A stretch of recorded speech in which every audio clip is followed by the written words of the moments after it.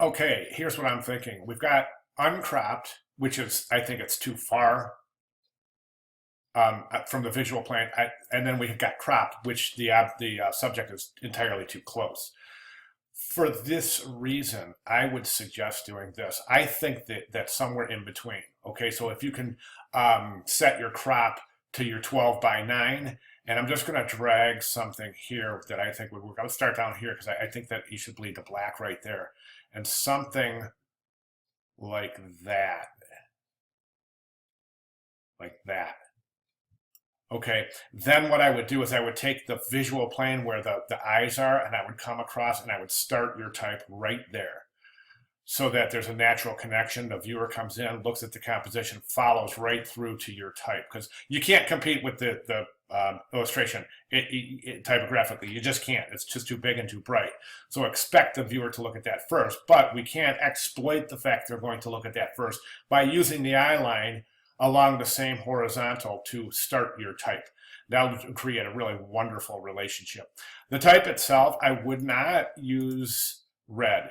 And then the other example, you use red, and what you're doing is you're creating these relationships and you're putting the type on the same visual plane as the piece, which what that does basically is the way I see it is it draws too much of a connection. So what you kind of want to separate this from this, not too much. You want it to be part of the same composition, but I think you want to separate it so that the viewer knows that this is not part of this composition. However, it is a quote by somebody different than this composition.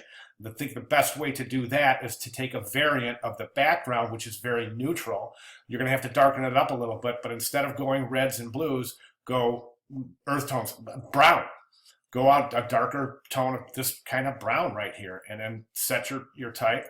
Okay, there's your eye line right there. And don't center this type, okay, because it's a modernist typeface. It's a modernist feel, so you don't want to center justify your paragraph. You definitely want to left align, right rag, okay, and hang your punctuation. Do some research, find out what that means, but you want to hang your punctuation. Don't forget to use the natural break in the words to exploit the way you're going to set up your new line. So remember, there's a break behind every line, and it's while the eye goes to the next line. So you can use that in a quote.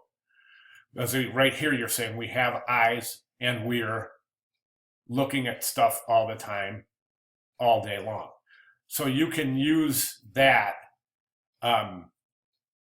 Maybe 3 lines. We have eyes and we're looking at stuff all the time, all day long, or 4 lines. Or so you see what I'm saying? So that you're using the natural breaks. That was not a good example, by the way, that I just gave. So it's difficult to rattle this off the top of my head. You have to really sit and look at this and decide where the natural break in this text would be if somebody were speaking. Okay, and that's what I'm saying. But anyways, I love this piece. I love where you're going with this. You're showing really smart decisions, and you're making very, very good connections in terms of tying the quote in with the period and tying the visual in with the quote. So that's really cool. So objective met. Right now, just let's work on the visuals. All right, any questions? Give me a holler. Thanks, man.